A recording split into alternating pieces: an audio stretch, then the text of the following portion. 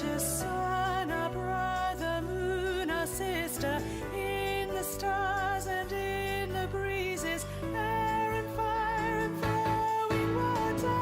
L'adagio si, oh mi signore, l'adagio si, oh mi signore, l'adagio si, oh mi signore.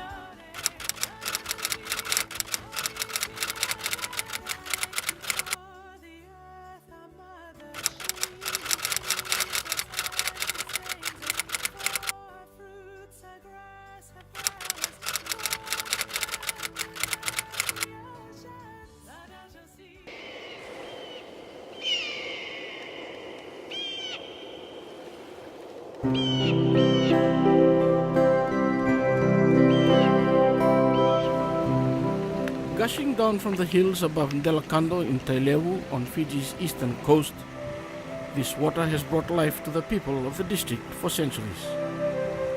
Streams teemed with prawns and fish, the water emptied into the sea where dolphins and whales became natural tourist attractions, giving birth in turn to a small local ecotourism industry. Healing powers attributed to the waters of Natanrandabe drew thousands of people to this remote spot in 2017.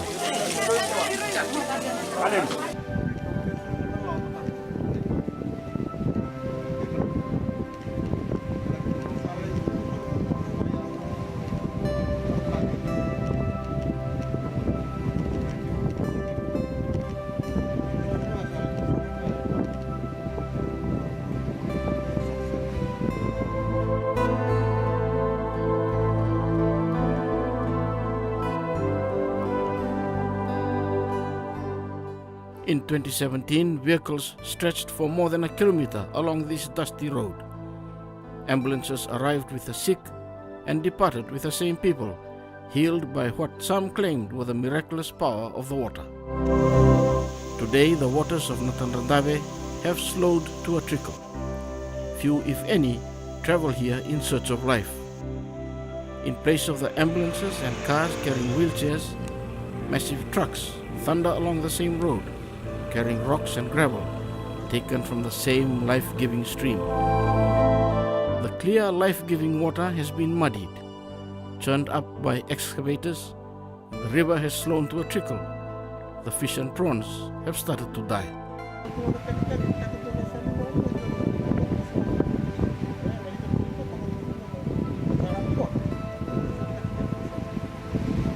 The resources of the people of Ndelakando rattle daily into the trucks of the Chinese-owned Gold Rock Investments and tinkle into the company's offshore accounts. The gravel will be refined and shipped overseas to literally pave the roads for development in neighboring Pacific Island countries. Slowly but surely, that development is strangling the people of Ndelakando.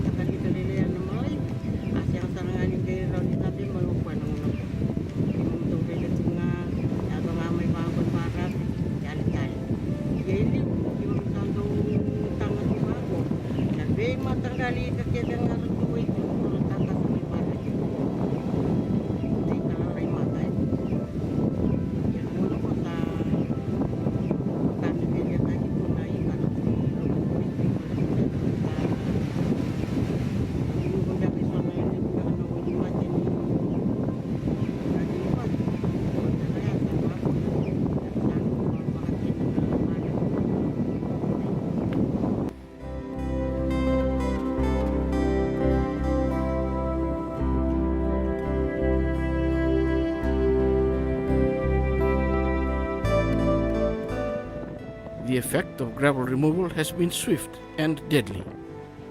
With gravel removed from the riverbed, siltation has increased in the river, along the coast, and now threatens the coral reefs, which provided a source of protein for villagers.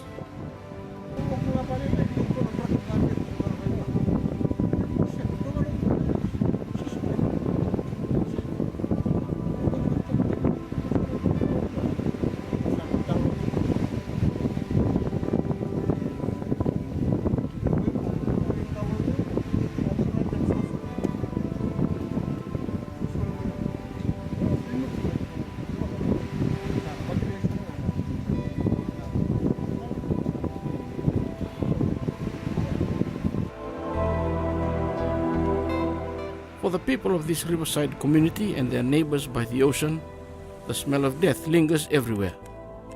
In the dead fish and eels, in the trees torn down by the excavators and left to rot by the riverbank, in the silt piled high on fertile land. The women on whose backs the subsistence economy the village survives have seen and suffered firsthand from the effects of the extraction.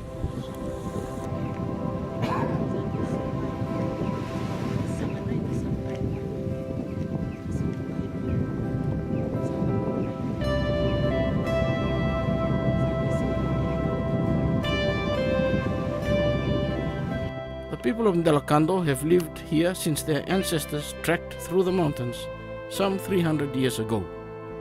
They have observed subtle changes to the tides and currents, to water levels and the forests.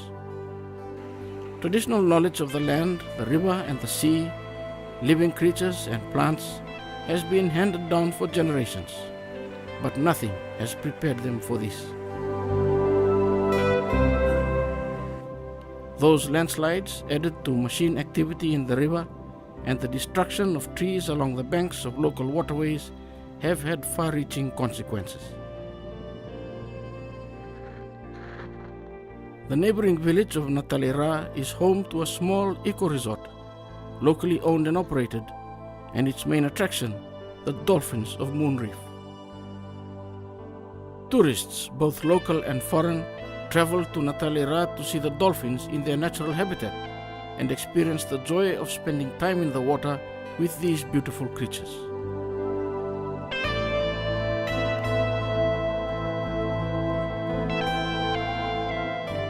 Now the riverworks and the great clouds of silt pushed out into the sea have forced the dolphins to move from their traditional habitat.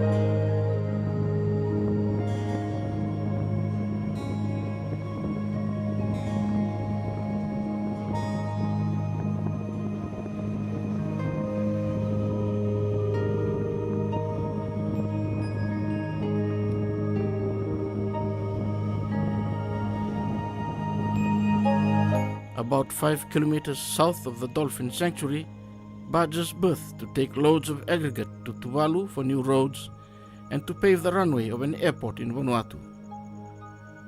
Trucks trundle along the coastal road, oblivious to the slow, subtle death of the countryside. But it is not only the environment that has been put to the sword for the financial gain of the few.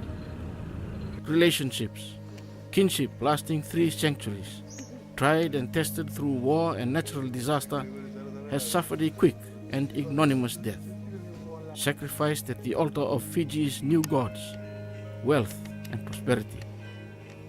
It all started innocuously with a request from a relative of the Ndelakando people.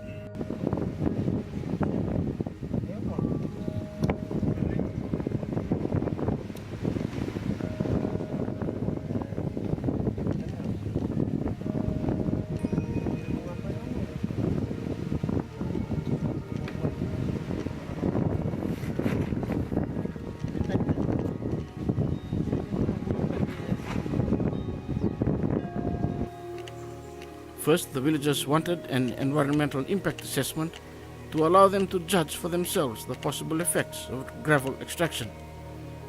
On the insistence of their relative, they signed a document, believing it to be an agreement for the EIA.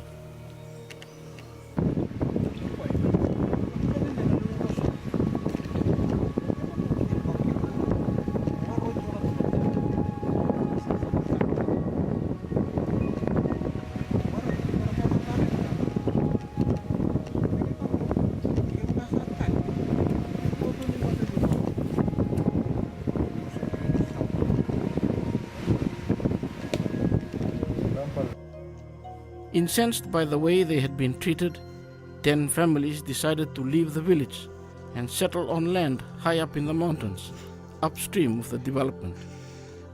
Despite the offers of money, $6 per cubic meter for the gravel, the families took a firm stand. Families have been split, homes dismantled and moved 3 kilometers uphill into dense jungle overlooking the site occupied by workers, their machines and trucks. It is here that a small group of the Ndelakanto people hope to make a new life, one in which their children will appreciate the God-given gifts of forests, streams, wild pigs, eels and fish. For the children of the new settlement, the daily act of going to school has become more difficult. Just as the gravel extraction has stopped the flow of the river, it appears also to have cut off the blood supply of the relationships between the people. For some of the villages, the $6 per cubic meter of gravel offered by Gold Rock Investments has been enough to sell their inheritance and the future of their children and grandchildren. The land, however, is dying, and the putrid remains have started to affect the sea, spreading like a cancer, which will eventually kill all in its path. For where once flowed the waters of life, a poisonous river of death is all that remains.